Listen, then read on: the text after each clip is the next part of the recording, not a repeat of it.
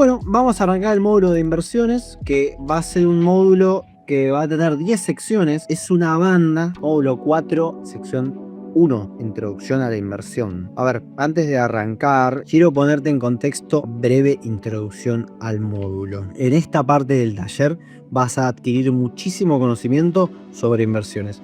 Con eso no hay ningún drama.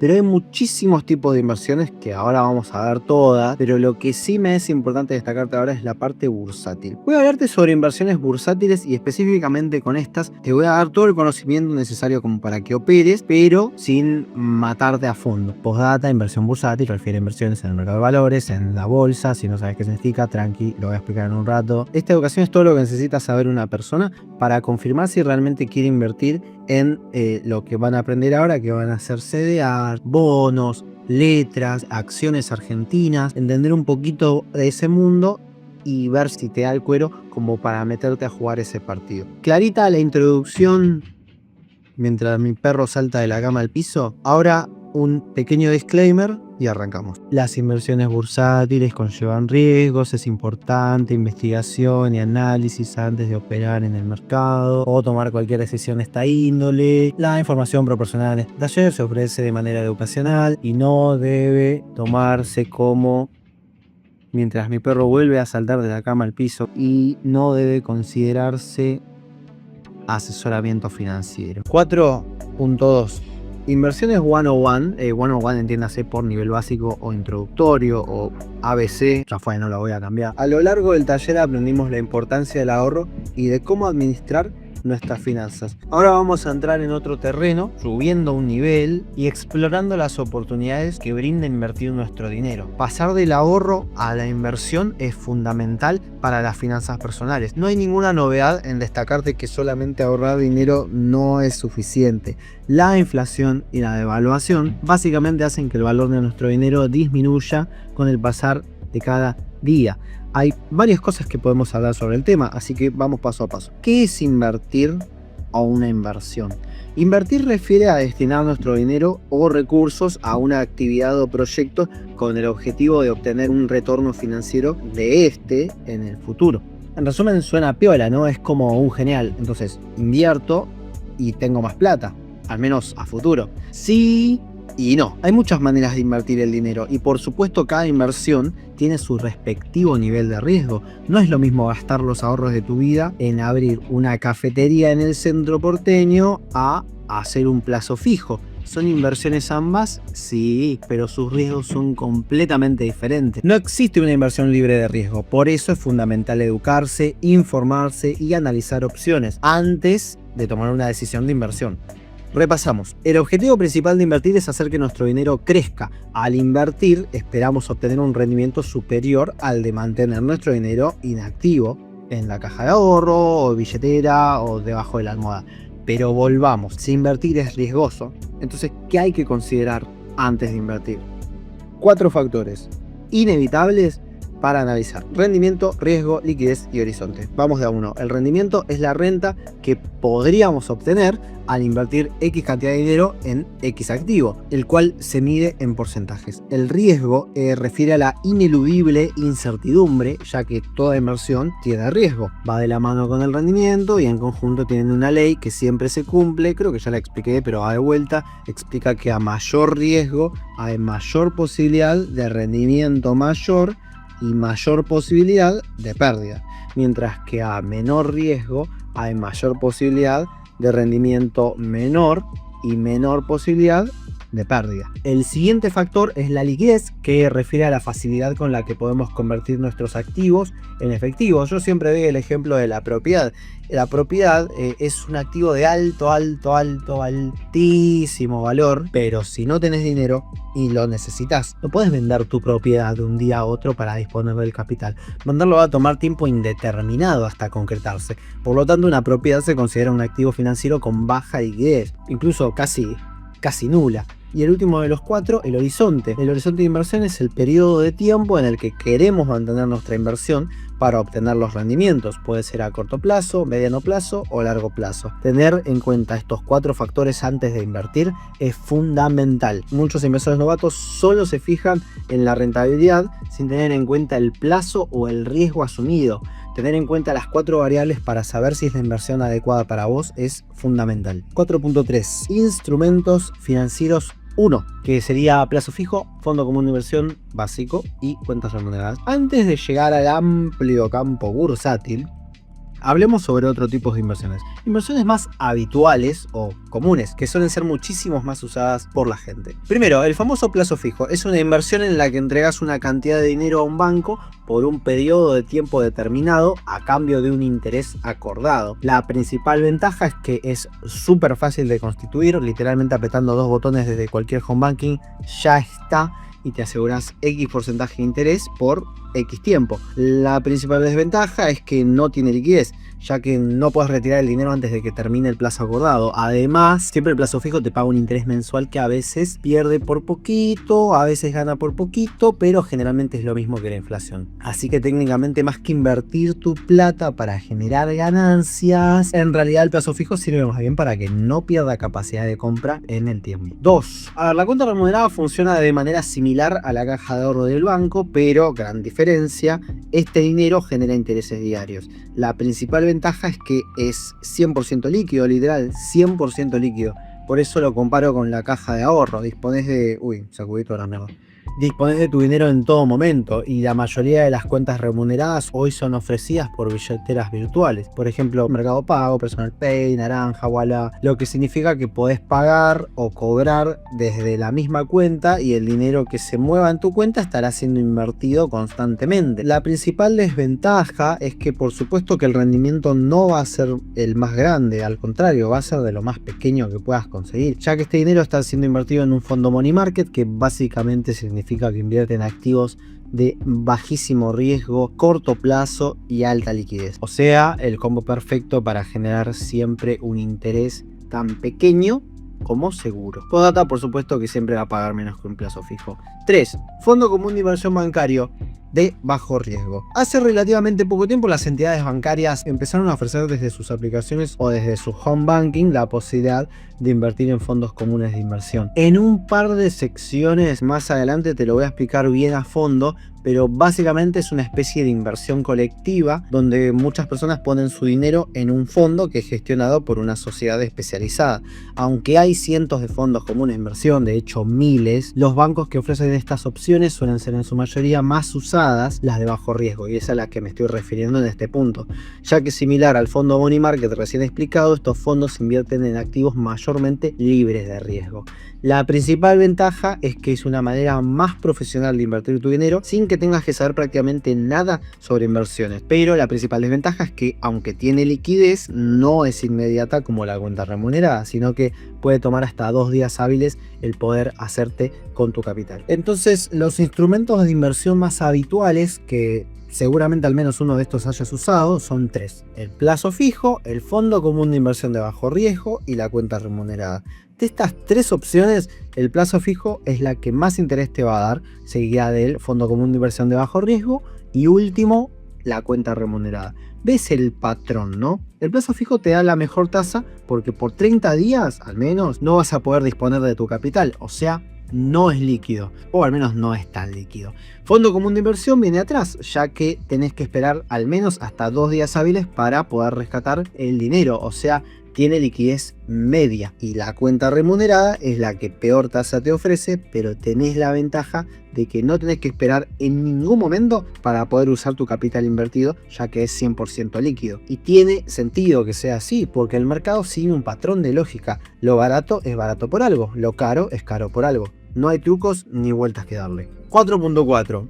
Inversiones habituales. ¿Inversiones? Bueno, para esta sección voy a dejarle la aposta a mi yo de hace 2 años y dejar un fragmento del ejemplo que usé en el taller viejo, así que manda el video. La inflación en el país en agosto de 2023 fue de 12,4%. Un plazo fijo calendario constituido el 1 de agosto hasta el 1 de septiembre rindió 7,9% mensual. Exactamente 4,5% menos que la inflación. Esperá, entonces, el 1 de agosto de 2023 te despertás con muchas ganas de comer bife a la plancha. Acá a la billetera, vas a la carnicería, llegás y ves que el cartel con el precio del kilo de carne dice 2.000 pesos. Pensás, che, no sé si me conviene. Está más caro caro de lo que recordaba. Capaz me puedo ahorrar esa plata o, mejor aún, la invierto y la meto a un plazo fijo para sacarle una ganancia. Hoy me como un arrocito y fue. Mi yo del futuro me va a agradecer. Mientras volvías a tu casa pensando cómo le podías poner un poco de sabor a ese arroz, desde el home banking con el celu apretaste un par de botones y ya está. Constituiste ese plazo fijo con esos 2.000 pesos a 30 días. Garroneado de que hoy no te puedes dar el gusto de comer lo que querías, pero esperanzado porque crees que invirtiendo el dinero de esta manera va a ser más rentable para tu futuro. Pasan los días, ya es 1 de septiembre de 2023. Vence tu plazo fijo y recibís tu inversión. Te despertás y ya tenés la plata en tu caja de ahorro. Recibiste el dinero con tasa a 7,9% mensual. Esos 2.000 pesos ahora son 2.158. Pensás, hoy, más que merecido, después de la larga espera con esa plata que invertí, voy a ir a la carnicería y me voy a comprar el kilo de carne. Capaz que me alcanza para algo más, me podré comprar capaz una gaseosa, unas papas fritas, capaz zambas. Casa la billetera, salís de tu casa, vas a la carnicería, para al llegar ves el cartel con el precio que en agosto decía 2.000 pesos, ahora dice 2.248. A pesar de haber invertido el 1 de agosto en un plazo fijo por 30 días y haber ganado 7,9% de interés y ahora son 2.158 pesos, durante ese lapso de tiempo de agosto a septiembre los bienes y servicios subieron más que este 7,9% del plazo fijo, exactamente 12,4%.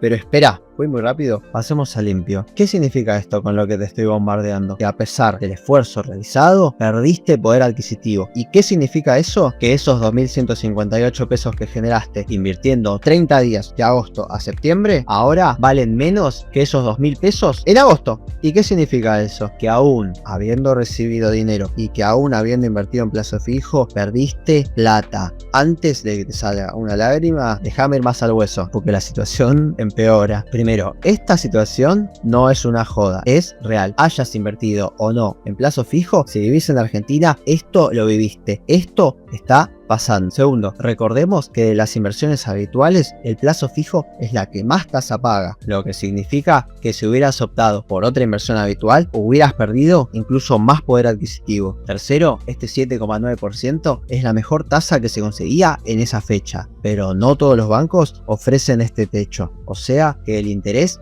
podría haber sido incluso peor. Cuarto, sí, 12,4% fue la inflación de agosto, pero no, eso no significa que específicamente la carne haya subido 12,4%, porque el índice inflacionario promedia el valor de todas las categorías de bienes y servicios, incluyendo la carne. O sea que específicamente la carne podría no haber subido tanto como 12%. Quinto, este no fue el caso. Durante agosto de 2023, la carne subió más de 50%. Si el ejemplo que estoy dando lo tuviera que dar con especificidad, el 1 de agosto de 2023, con 2.000 pesos te compras un kilo de carne. 30 días después, el 1 de septiembre, con los 2.158 pesos, que sería tu rendimiento del plazo fijo, compras 539 gramos de carne. Vuelvo a hacerte la misma pregunta del principio. ¿Realmente tenés una ganancia?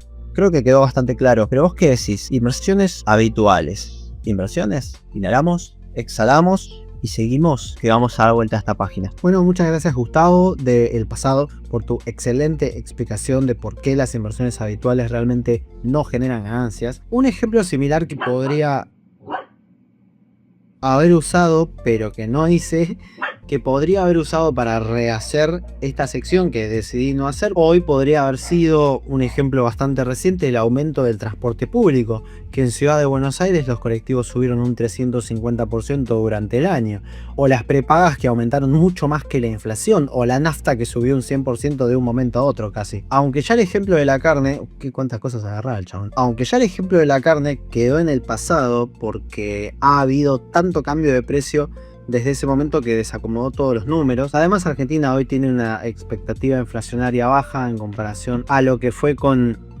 el desastre de este hijo de mil puta golpeador de esposa embarazada y su excelente equipo económico. Para lo que será este año, si no fallan mis libros, la inflación interanual de 2025 podría rondar el 22 o 23%. De ser así, sería el mejor año en estos términos desde 2014. Teniendo en cuenta que desde 2019 hasta 2024 el promedio de inflación anual es de 100%. 20 y pico es un gran número. Y no nos olvidemos que en 2023 tuvimos 211% de inflación. A ver, no pasó mucho tiempo de eso, ¿eh? Igual estoy hablando con el diario del viernes, así que puede malir sal. Pero veremos. 4.5 Perfil de inversor. Hasta ahora vimos instrumentos de inversión relativamente seguros y justamente por eso es que son habituales, porque se podría decir que son aptos para todo público. En la próxima sección vamos a ver los que ya dejan de tener estas características, siendo más bien orientado para inversores con otros rasgos. A ver, cada inversor tiene un perfil único basado en su tolerancia al riesgo. Hay 3 categorías principales que son conservador, moderado y agresivo. Perfil conservador es quien prefiere inversión de bajo riesgo, con menor rentabilidad esperada. Suelen optar por activos a corto plazo y buscan seguridad en su capital, que es básicamente de lo que les vengo hablando. Perfil moderado, como dice el nombre, es quien está dispuesto a asumir un nivel moderado de riesgo. Suelen optar por activos a mediano plazo con rentabilidad esperada mayor a la del perfil conservador, pero sin desbarrancarse, buscando un equilibrio entre rentabilidad y seguridad. Y último, el perfil agresivo, dispuesto a asumir un riesgo alto, buscando alta rentabilidad, siendo conscientes de que pueden obtener mayores ganancias como mayores pérdidas. Este no es tu perfil. O sea, si estás viendo este taller es porque estás aprendiendo, y para tener un perfil agresivo tenés que tener de mínima muchísima experiencia y conocimientos antes. Si no, básicamente le vas a regalar tu plata al mercado. Es importante conocer nuestro perfil de inversor para tomar decisiones alineadas con nuestros objetivos. Podés hacerlo de manera online en muchísimas plataformas de entidades financieras y ALIX, pero de todos modos dejo a la vista este link, que es la del Banco Nación, para completar un pequeño formulario y conocer tu perfil de inversor. Sección 4.5, renta fija y renta variable. Las inversiones del mercado se clasifican en 2 grupos. Renta fija es una inversión donde el emisor se compromete a realizar pagos de amortizaciones o intereses a lo largo de la vida del activo. Este emisor pueden ser entes gubernamentales con bonos o letras del tesoro, pero también puede ser una empresa privada emitiendo un bono conocido como obligaciones negociables. Al ser de renta fija, sabemos cuándo vamos a recibir los intereses y cuándo vamos a recuperar el capital invertido, con una tasa predeterminada también. Sin embargo, es importante tener en cuenta que aunque los títulos de renta fija están garantizados por el emisor, no existe un riesgo cero, porque el emisor puede no cumplir con sus compromisos. Así que, aunque el riesgo asociado a la renta fija sea menor, es necesario considerarlo siempre. El otro tipo de renta es la variable. La renta variable es una forma de inversión en la cual los retornos no están garantizados o predeterminados, ya que dependen de la fluctuación del mercado. A diferencia de la renta fija, no hay pagos fijos de intereses o de amortizaciones. Invertir en renta variable implica mayor riesgo, pero también ofrece la posibilidad de obtener mayores rendimientos. Es importante realizar un análisis cuidadoso y tener una estrategia de inversión acorde para saber cómo invertir correctamente en estos activos. 4.7. Mercado de valores, inversiones bursátiles.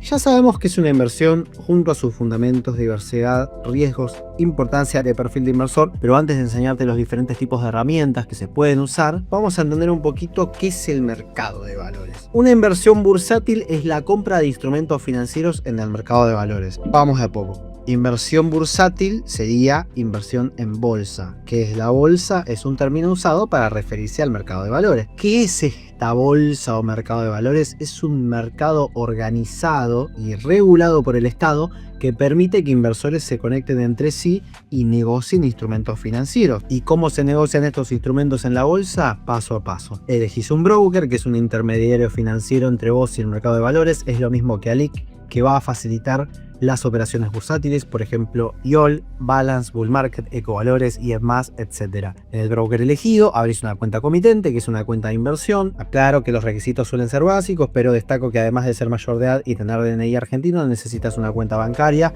y dependiendo de tus operaciones se te puede pedir una justificación de ingresos. Depositas el dinero a invertir, que es mediante una transferencia al CBU o alias de tu broker, y ya con tu dinero ingresado creas órdenes para operar instrumentos financieros. ¿Y qué son estos instrumentos financieros que se negocian en la bolsa? Bueno, hay acciones, CDR, CTF, fondos comunes de inversión, bonos, letras, cauciones, entre otras. Ahora voy a ir al hueso con cada uno. Bueno, 4.8. Análisis de instrumentos financieros ya más avanzados.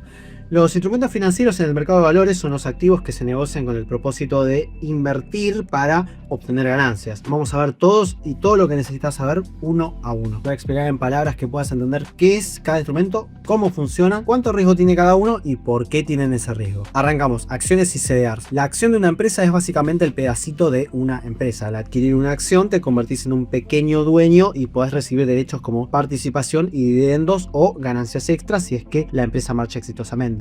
La diferencia con el CDR, además del nombre que refiere a certificados de depósito argentino, refiere a acciones de empresas extranjeras que cotizan en el mercado internacional. Son una forma simplificada a pesos de invertir en acciones internacionales sin tener que operar en el mercado extranjero. Cualquier empresa grande, obvio, que conozcas, que te guste, seguramente cotiza en bolsa. De ser así, podrías ponerte a ver cómo rinde desde muchas páginas que hay para ver gráficos. Y así ahondaré un poco más en profundo cómo va rindiendo una acción con el paso del tiempo. Escala de riesgo. Cada acción es diferente porque no es lo mismo invertir en una que en otra, así que es un signo de pregunta el riesgo de los CDRs. ¿Por qué? A ver, son riesgosas por su naturaleza variable. Cada empresa es un mundo, cada una tiene su categoría y están ligadas a sectores que pueden tener alzas y bajas, a problemas macroeconómicos, etc.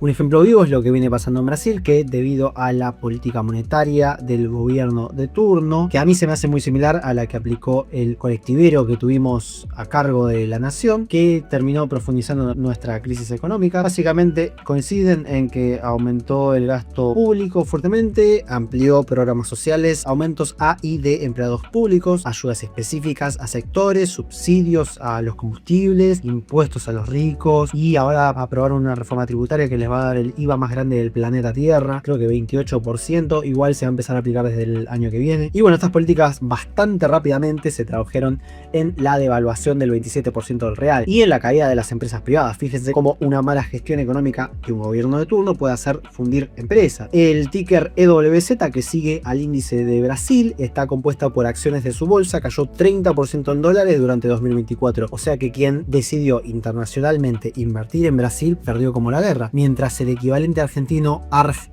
subió un 79% en dólares. Y bueno, garotos, yo no elegí ser argentino, solo tuve el privilegio. Bueno, volví una vez más en forma de intervención porque me faltó agregar un dato importante, que es sobre cómo leer los gráficos, cosa que es súper importante como para tener un pantallazo previo a entrar en un papel. Yo para novatos recomiendo siempre la web de Google Finance, que es súper fácil de entender y usar. Ya para información más avanzada está Bloomberg o Yahoo Finance, y para herramienta profesional está TradingView, que es completamente insuperable. Pero bueno, entramos en Google Finance, ahí en el medio tenemos la barra de búsqueda bien grande, ahí la usamos para buscar el ticker o el nombre de la empresa. En este caso, como todavía no les enseñé qué es ticker, vamos a poner el nombre de la empresa, y para este ejemplo vamos a usar a Tesla para demostrarle algo interesante que sucede con esta acción. Pero bueno, buscamos la palabra Tesla, que es el nombre de la empresa, y acá van a aparecer diferentes opciones. No es que hay un multiverso de Tesla, sino que así como les expliqué que el certificado de depósito argentino, el CDR, es una parte de una acción extranjera, porque en nuestra bolsa no podemos operar directamente en acciones que no sean argentinas. Entonces por eso existen estos CDRs, para así, sin tener cuenta abierta en el extranjero, poder invertir en acciones cotizantes del mundo. Así como existen los CDRs que son argentinos, justamente de la bolsa argentina, también otros países tienen sus CDRs. Y sacando el choclo informativo, las únicas que les tienen que votar son las que terminan en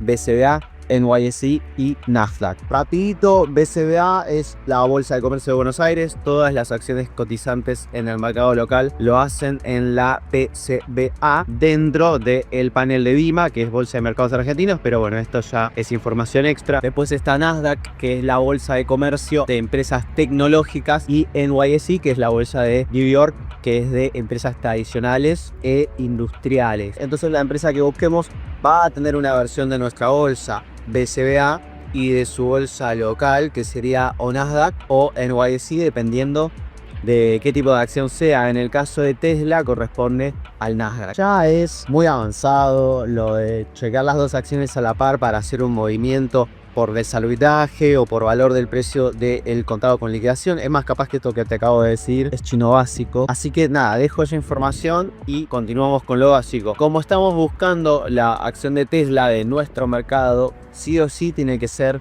la que termine en TCBA. Y entrando vemos este gráfico de un día que nos muestra que solamente en la última rueda subió un 4,41%, pero si vemos el gráfico de 5 días bajó un 1,7% y hace un mes bajó 4,4%. Entonces, si compraste un CDR de Tesla y un mes después, o sea, hoy lo salís a vender, perdiste un 4% de ese capital invertido. Pero si lo compraste hoy en la apertura y lo vendiste hoy al cierre, tuviste un 4% de ganancia. Mirá qué voltero al mercado. Retrocediendo a 6 meses tendrías 60% de ganancia, que es el equivalente a un 10% mensual, ganándole ampliamente a la inflación. Pero si la comprabas hace un año, tendrías un 100% de revalorización, que, ojo, suena muy lindo, pero 100% fue menos que la inflación, al menos en este país, que fue de 100 y no sé cuánto por ciento, así que hubieras perdido de todos modos. Entonces, solo con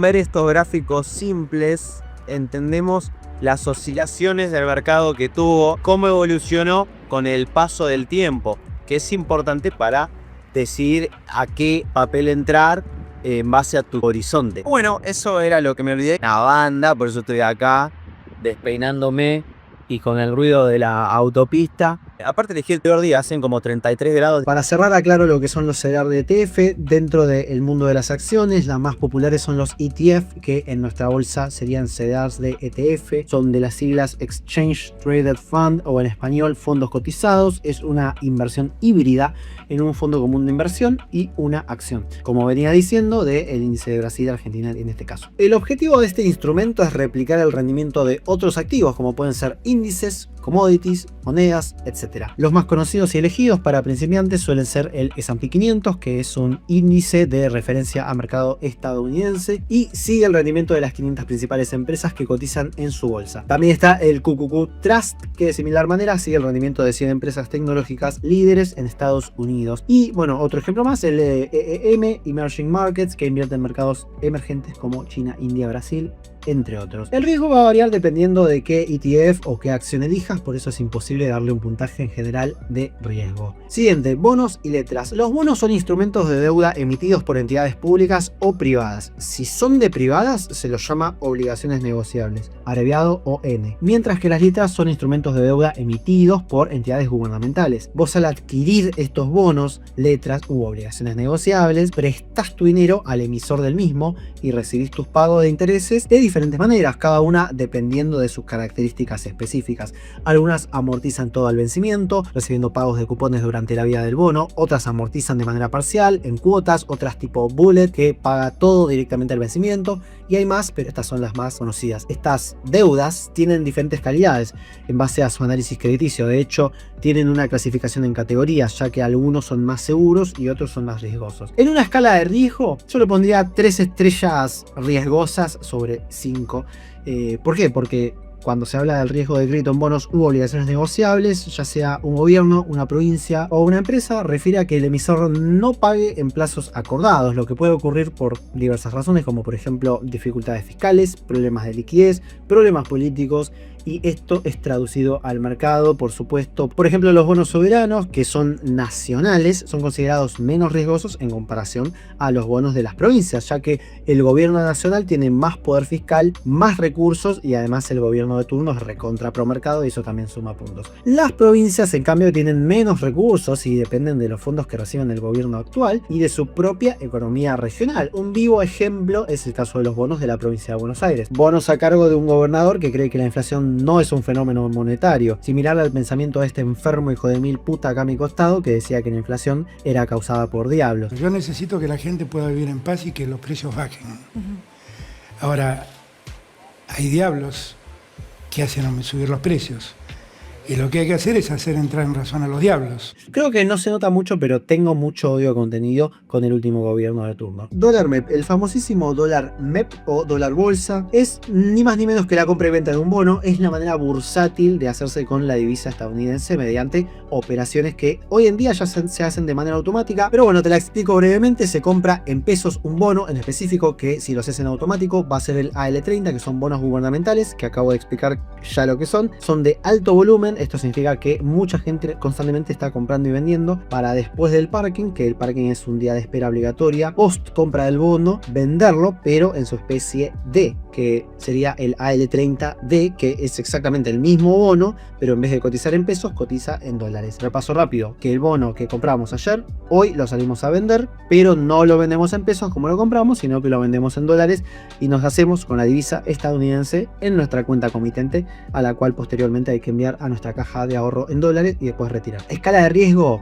nada, 0 o 1 si querés. No tiene riesgo esta operación. Por supuesto que el valor puede variar, capaz te sale un poquito más caro, capaz te sale un poquito más barato, capaz que decía que te ibas a comprar, no sé, $1000 con lo que estabas poniendo en pesos y te la terminaste comprando, no sé, $1020 o al revés, unos dolaritos menos. Pero bueno, no es nada de otro mundo. FCIs. De este ya había hablado hace un rato, pero ahora lo vamos a ver más a fondo. De las siglas Fondo Común de Inversión, refiere a una inversión colectiva, obvio.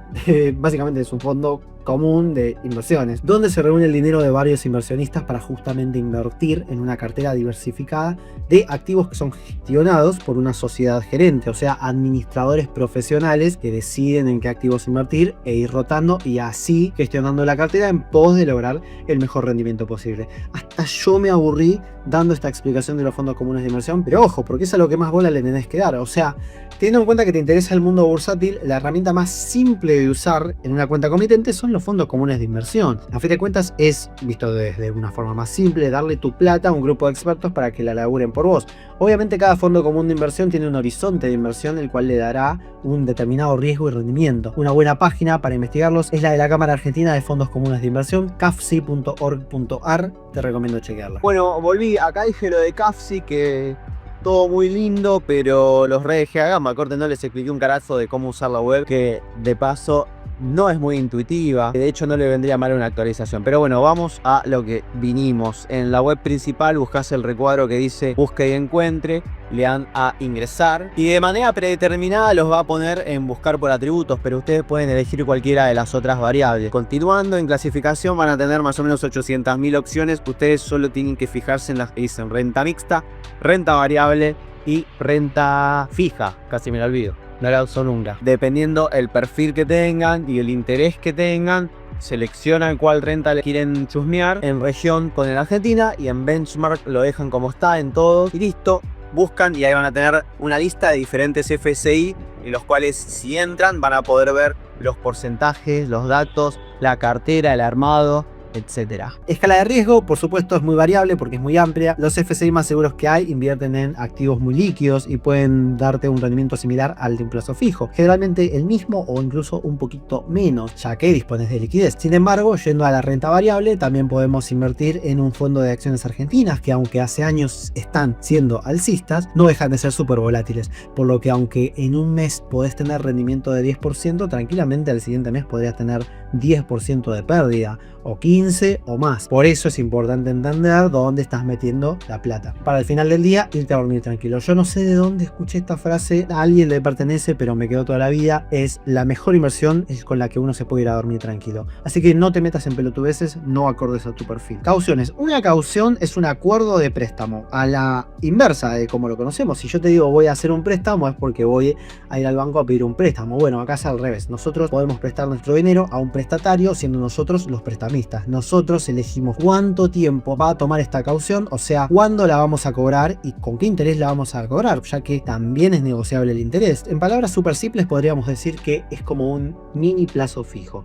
Nivel de riesgo también 1 de 5 o 0 de 5, porque el prestatario ofrece algo de valor como garantía, incluso es más alto la garantía que pone él que el préstamo que está recibiendo, así que es recontra segura la caución bursátil. 4.9. ¿Dónde operar? Exchange, BCBA, brokers, ALIC. ¿Qué mierda es todo esto? Bueno, vamos a diferenciar y entender qué son estas palabras. Estas palabras raras son los intermediarios entre nosotros y el mercado secundario, que es donde vamos a estar operando. Un exchange es un mercado digital donde también los activos son comprados y vendidos. Es un mercado con reglas y procedimientos. Entonces, la Bolsa de Comercio de Buenos Aires, BCBA, que es el mercado más antiguo de Argentina, es un exchange y va a ser nuestra plataforma madre, por decirlo de alguna manera, donde van a converger nuestras inversiones.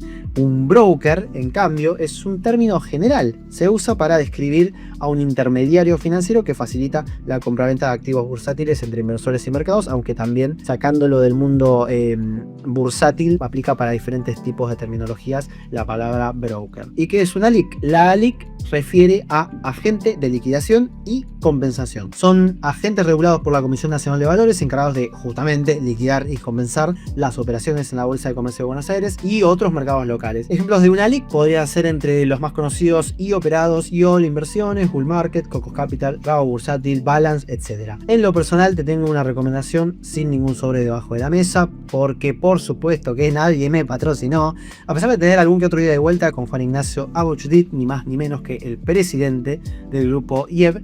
Realmente recomiendo el broker IEB más porque no cobra comisiones, solamente los derechos de mercado, que ni siquiera son para ellos, son para Dima. Entonces para un swing trader, day trader o scalper, que no te cobren comisiones por operaciones es al final de cuentas un gran número, y además la plataforma me anda bastante bien desde que mudé mis tendencias a este broker. Y ojo que si los digo, yo vengo de un broker tope de gama, que cada 2x3 me dejaba a gamba. Bueno, 4.10. Formación de portafolios, corto, mediano y largo plazo. Bueno, ya con todo este conocimiento deberías ser capaz de poder dar tus primeros pasitos en el mercado, pero antes de largarte la correa, para que no te mandes cagada y después me vengan a romper las pelotas, aviso también que no me hago cargo de nada. Antes de tener guita en activos, tenemos que pensar en nuestro horizonte. Son las tres opciones que caen de maduro: corto, mediano y largo plazo. ¿Por qué son tan importantes? Porque no todos los activos sirven para todos los objetivos. Una vez que sean súper conscientes de cómo funciona a detalle y estudien análisis técnico quien quiera, o metodologías de trading quien quiera, ahí recién pueden tener piedra libre para mover su cartera de inversión como se les cante el orto. Pero como son novatos, tienen que proseguir a armar su portafolio a rajatabla siguiendo una serie de normas. Y se lo tienen que hacer ustedes, porque no se los va a hacer nadie que no sean ustedes, a no ser que paguen a un idóneo para un armado de cartera en relación a los objetivos y riesgos. Pero bueno, no estoy manejando esa situación. Acá nos curtimos solos. Entonces, corto plazo. ¿Qué es el corto plazo? Duración menos de un año. Objetivo, liquidez y seguridad. Y la estrategia es proteger el capital, aunque no se generen grandes rendimientos. Un ejemplo de inversión puede ser fondo común de inversión de bajo riesgo, o sea, de renta fija, bonos argentinos, cauciones, letras. Y también por fuera del mercado podría ser una cuenta remunerada o un plazo fijo. Y un ejemplo de aplicación es, por ejemplo, si te vas de vacaciones en 6 meses, no te conviene meter plata en acciones porque pueden fluctuar fuertemente. Mediano plazo, duración entre 1 y 3 años más o menos, entre ese rango. El objetivo es un balance entre crecimiento pero estabilidad, una especie de punto medio. La estrategia es aceptar un poquito más de riesgo para mejores rendimientos. Ejemplos podrían ser un fondo común de inversión de renta mixta, CDRs de empresas de primer nivel, por ejemplo Tesla, Nike, Apple, también ETFs de CDR como el S&P 500 y por qué no una acción de empresa argentina con buen volumen del panel líderes que son las principales y no falopas. Luego podría ser GEGAL, Banco Galicia o YPF, Yacimientos Petrolíferos Fiscales.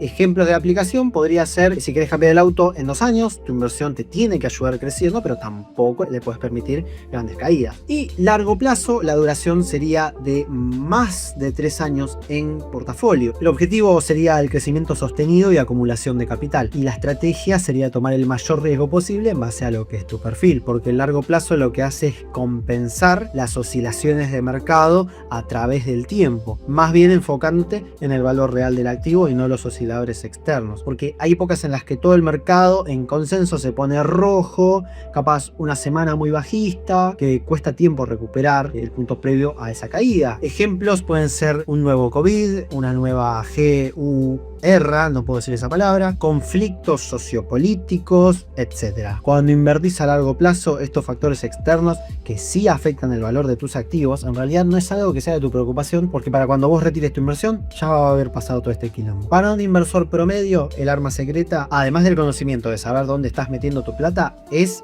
la paciencia. Bueno, ahora te voy a dar un pantallazo gráfico usando un recurso que ofrece libremente YOL, que son los portafolios sugeridos. Estos portafolios sugeridos son justamente una cartera diversificada de activos recomendada por el research team de, en este caso, YOL, aunque creo que también muchas otras AICs también ofrecen sus views de manera general, pero la verdad es que nunca les di pelota, no uso este recurso, pero como YOL es el primer broker que usé en mi vida, estoy estoy un poco más adentrado en su ecosistema. Y me pareció piola traer esto acá para mostrárselos. Bueno, primero un pantallazo rápido. Esta es la web. Tenemos acá un portafolio de inversiones más estables y uno que dice portafolio de inversiones mayor potencial. Ahora voy a explicar esta de acá. Entonces vamos de mayor a menor. 20% Bono Certa X26, título del gobierno, paga interés ajustado por inflación, es súper conservador. 20% Fondo Común de Inversión y el dólar ahorro plus, que mantiene valor ajustado al dólar, es súper conservador. 15% LECAP junio, letra del tesoro a corto plazo, súper conservador. 15% otro bono ser, este con vencimiento en 2025, es técnicamente lo mismo que el otro, es súper conservador. Y acá arrancamos con porcentajes más pequeños. 10% del CDR S&P 500, que es el índice de las empresas más grandes de Estados Unidos. Para lo que son CDR, es un activo conservador. 5% en el CDR Altria Group, que es una tabacalera estadounidense. Esta es bastante random, de hecho no banco que esté en cartera, pero bueno, el research team de IOL tendrá sus motivos. Esta es mucho más volátil. 5% en la acción Transener, ya pisando el mercado local. Transener es una compañía de transporte de energía eléctrica, riesgo alto como la mayoría de las acciones argentinas. 5% en el índice Dow Jones, que es un CDR de ETF como el S&P 500, pero este invierte en las 30 principales empresas de Estados Unidos multirrubro como industriales, tecnología, consumo, salud y finanzas. Es conservadora. Y último 5% en la acción Pampa Energía, que es una empresa energética local que recontra recomiendo tener en cartera. Me encanta Pampa Energía, es de riesgo moderado tirando un poquito a alto. Bueno, ya con lo que les enseñé, deberían poder entender por qué el título es inversiones más estables. Tenemos un 15% de activos muy volátiles, después un 15% de activos conservables y el restante el 70% de activos súper conservadores. Para alguien que arranca desde cero, armarte esta cartera, que aprovecho para decir que no es que apretas un botón y ya estás invirtiendo en todo esto, sino que simplemente es una recomendación basada en fundamentos de cómo podría ser una cartera estable, que puedes armar. Pero bueno, tenés que comprar todos los activos calculando tus porcentajes. Sin embargo, volviendo al punto, es una muy buena cartera para un perfil conservador que ya quiere empezar a adentrarse en lo que es más la renta variable. Porque si bien la mayor parte del portafolio es súper conservadora, hay un cachito de riesgo fuerte en un pequeño porcentaje, pero lo está. Y no todos los perfiles conservadores ponen fichas en activos de alto riesgo. Bueno, y ahora vamos con el próximo portafolio que lo dejé acá preparado. A ver, portafolio de inversiones con mayor potencial. Tenemos el Bono Ser 2026, 10% de exposición, ajusta por inflación, es súper conservador. Bono Bonar 2038, 15% de exposición, ajusta en dólares, súper conservador. Boncap febrero 2026, 10% de exposición, bono a renta fija, es conservador. LECAP junio 2025, 10% de exposición, súper conservador también. Banco de Valores Valo, 5% de exposición, acción de Banco Argentino, es principalmente usado este banco para funciones y operaciones bursátiles, es mucho más volátil, este es de riesgo alto. Nasdaq 100 es el QQQ, 5% de exposición, es el CDR de ETF que sigue el índice de 100 empresas tecnológicas de Estados Unidos, riesgo moderado tirando a seguro, pero moderado. Google, 10% de exposición, es Google, no necesita explicación. Riesgo moderado. Meli, Mercado Libre, 10% de exposición, es Mercado Libre, no necesita explicación. Riesgo moderado, tirando un poco más a riesgo, ya tirando para alto. YPF, YPFD es el ticker, 5% de exposición. Petrolera Argentina, riesgo alto. Vista Energy, 5% de exposición. Empresa energética, riesgo alto. Uber, 10% de exposición. Uber no necesita explicación, riesgo moderado. Y Amazon, 5% de exposición, es la acción del gigante del comercio electrónico y de algunos servicios tecnológicos también. Riesgo moderado. Entonces, haciendo un recap de lo recién explicado, se entiende cómo este portafolio es muchísimo más agresivo que el previo. Y es mi momento para recordarles la ley del riesgo-rendimiento. A mayor riesgo, mayor posibilidad de mayor pérdida, pero también mayor posibilidad de mayor ganancia. Mientras que en el portafolio conservador sería menor riesgo, mayor posibilidad de ganancia menor. Siempre, siempre, siempre recuerden la ley del riesgo-rendimiento, no se manden cagadas. 4.11. Caja de puntas. Bueno, previo a cerrar el módulo de inversiones, voy a explicarte cómo hacer compras una vez que ya estés en tu cuenta comitente. Vamos a suponer que querés comprar un CDR de Google. Entonces vamos a ir a nuestra LIC, sea cual sea. Yo uso BIEP+, ya lo dije, y vamos a buscar el ticker. Ticker refiere a el código alfanumérico que identifica a una acción, bono, ETF o cualquier instrumento en la bolsa de valores. Entonces, buscamos el ticker. En el caso de Google, el CDR de Google es Google. Bastante fácil. Acá en el caso de mi broker, yo escribo Google y no sé si en el de ustedes aparecerá, pero aparecen más opciones. Tenemos google.u, que es la... Dale ese hombre horrible. Acá me confundí y expliqué algo que nada que ver, así que no les voy a explicar qué es google.u. Primero porque no es importante y segundo porque solamente tengo 10 segundos para tapar este hueco y ya se termina. Y abajo está Google D, o más bien Google D, que también dice que es un CDR, como el CDR de Google común. Y acá va algo que no les conté, que es que todos los CDR son operables en pesos, pero si querés también podés operarlos en dólares. Podés operarlos en dólares porque tienen una contraparte que se denomina formalmente especie D, operables únicamente en dólares. Esto, si bien lo eligen ustedes, yo siempre recomiendo operar en pesos. Es mi metodología elegida aplicando el contexto macroeconómico en el cual vivimos hoy. Capaz hace 2 años no pensaba igual, pero bueno, los tiempos cambian y uno tiene que evaluar el contexto macro siempre, que es algo de lo que vamos a hablar en el próximo módulo. Entonces, volviendo al CDR de Google, siempre van a elegir la opción que diga que es un CDR y no una acción,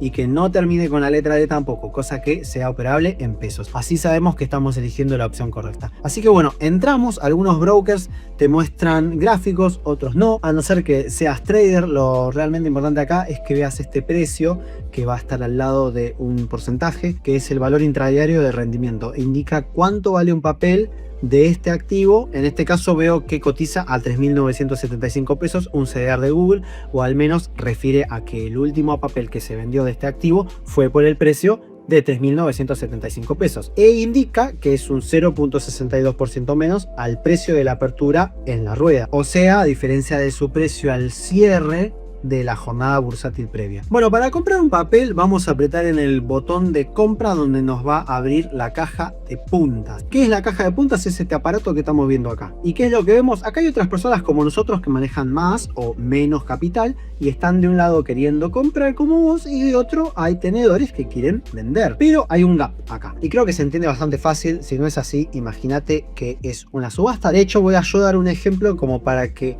pueda entender la caja de puntas incluso un mono. Así que voy a usar como ejemplo este aparato, que no sé cómo se llama, es para hacer así con la mano. No sé cómo se llama, la puta madre. Bueno, no importa. Bueno, en fin, no me pude resistir y después de grabar lo busqué. Información completamente irrelevante. Voy a usar igual este aparato para el ejemplo. Entonces, vamos a suponer que en vez de Google, y que diga CDR de Google, es este aparatito.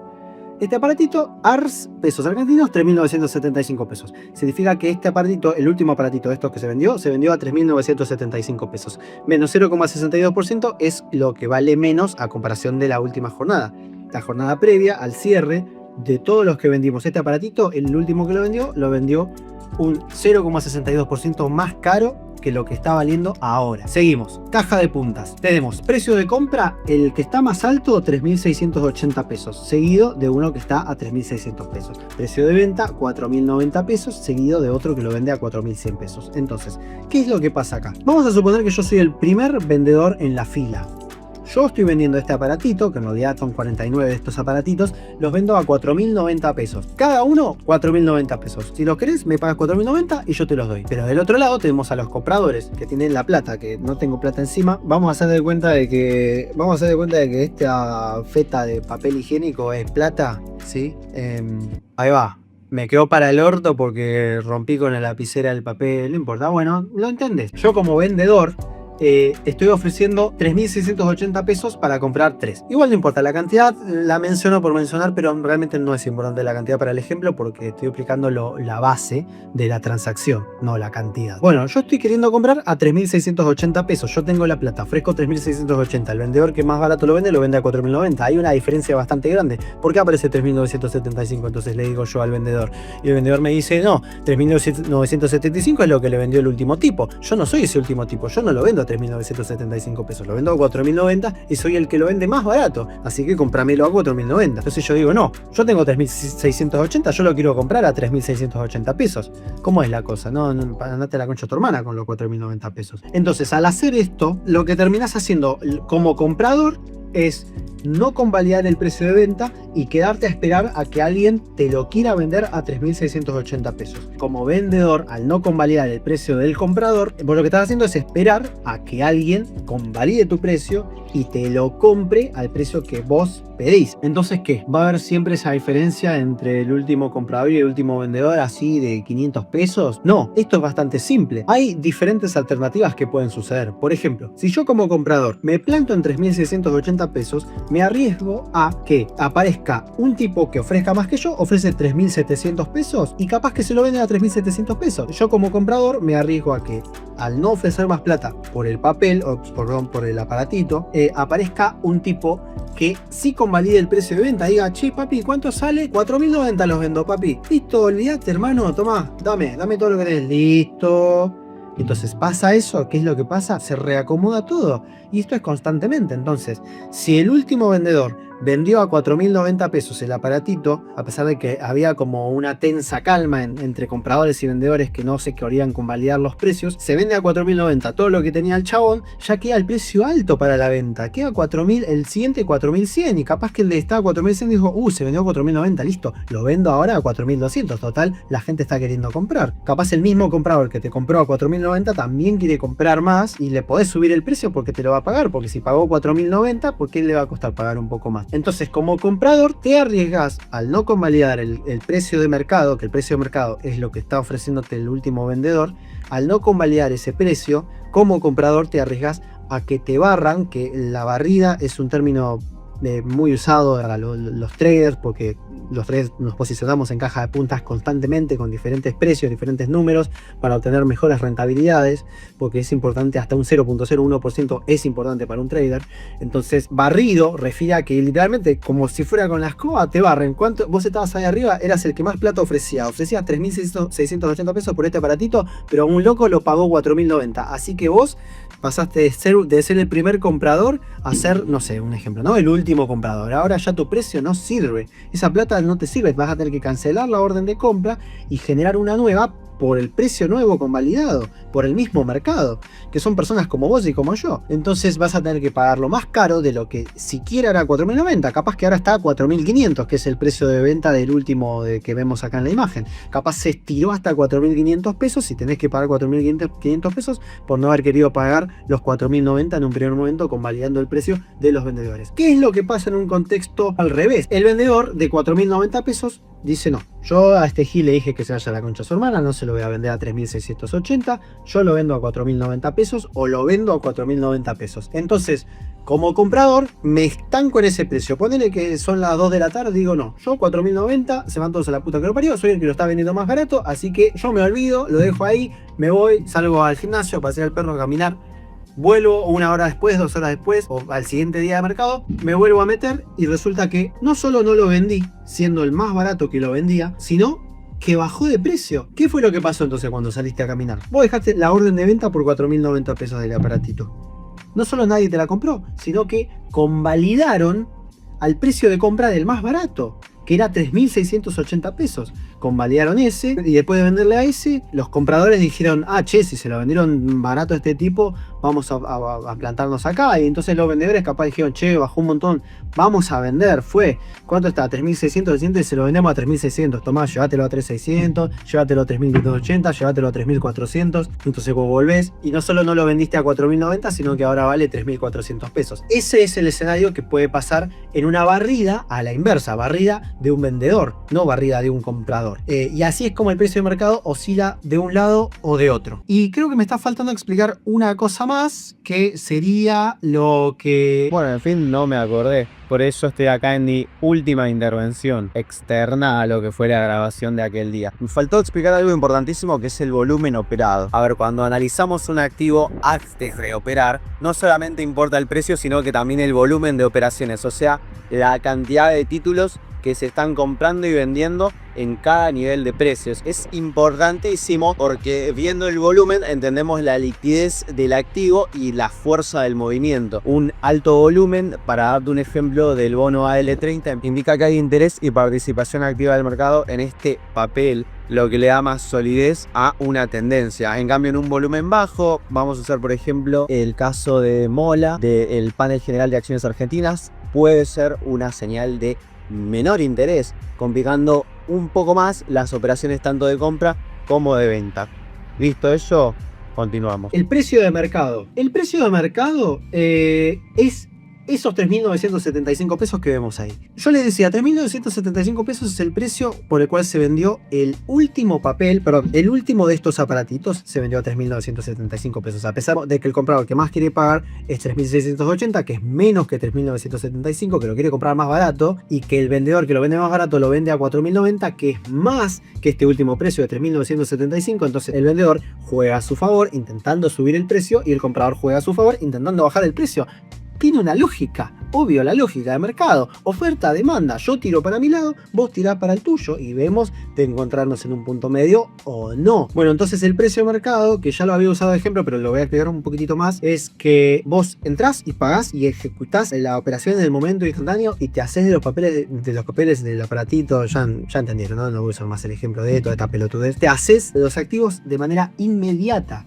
Entonces te olvidás del jueguito de los compradores y los vendedores que tiran sus puntas de un lado para otro. Repito, los compradores siempre van a querer comprar más barato, no van a ponerse en consenso para subir de precio un activo los compradores. No tiene sentido. Los compradores quieren comprar barato para después vender caro. Es la idea del mercado, sea de un inversor a largo plazo o de un scalper que hace operaciones en segundos. Va a ser siempre así, comprar barato, vender caro. Todos queremos hacer eso. A ver, pero por supuesto que no todos podemos lograr los mismos resultados. Pero bueno, eso es el precio de mercado. El precio de mercado es lo que te lo vende el vendedor que está vendiendo más barato en el momento. Al hacer eso, irás el precio para arriba porque sos el último comprador y al ser el último comprador se actualiza el precio del momento. Bueno, y creo que no hay manera más fácil de explicar lo que es la caja de puntas y lo que es la operación en el mercado. Algo que me faltó aclarar es que, bueno, cuando vos le das a comprar, tenés que elegir cuántos papeles querés comprar. Si no elegís cuántos papeles querés comprar, tenés que elegir cuánto importe querés poner para invertir, por ejemplo, no sé, 500.000 pesos, y ahí automáticamente te rellena con cuántos papeles estarías comprando, además de que tenés que elegir el precio de compra. O sea, si querés el precio de mercado, directamente lo dejas vacío o pones precio mercado y ya está. Te va a comprar a lo que te lo están vendiendo. Si no pones precio mercado y elegís vos poner un número, te pones a negociar en la caja de puntas. Lo mismo pasa para la venta. Vos como vendedor, ponele que ya compraste Google, pasó un mes, subió, no sé, un 5%, lo querés vender, lo vendés, te fijas la caja de puntas y elegís si vendés a precio mercado, que se lo vendés al que lo está queriendo comprar al precio más barato posible, o elegís si lo querés negociar y lo querés vender un poquito más caro de lo que es el precio mercado, convalidando el precio un poco más alto, ¿sí? Sea unos pesitos, unos centavos, unos dolaritos más, todo suma. Cada uno elige qué acción tomar, ya con todo el conocimiento yo sé que vas a saber elegir la mejor decisión por tu cuenta. Bueno, en el interín de tiempo que pasó, tuve un par de problemas técnicos. Me cambié la remera de vuelta para romper las pelotas. No sé si le di el cierre a lo que era la explicación que estaba dando de la caja de puntas. Por las dudas lo vuelvo a decir porque ya pasaron varias horas y me perdí. Pero bueno, el cierre es básicamente que si compramos a precio mercado, esquivamos la negociación, aseguramos la compra del activo inmediatamente y al mismo tiempo convalidamos el precio del papel. Bueno, llegamos al último módulo del taller que me pareció obligatorio incluirlo porque por más que la simple palabra macroeconomía ya te dé sensación de patada en los huevos, justamente es la macroeconomía lo que arrastra y mueve el piso de nuestras finanzas.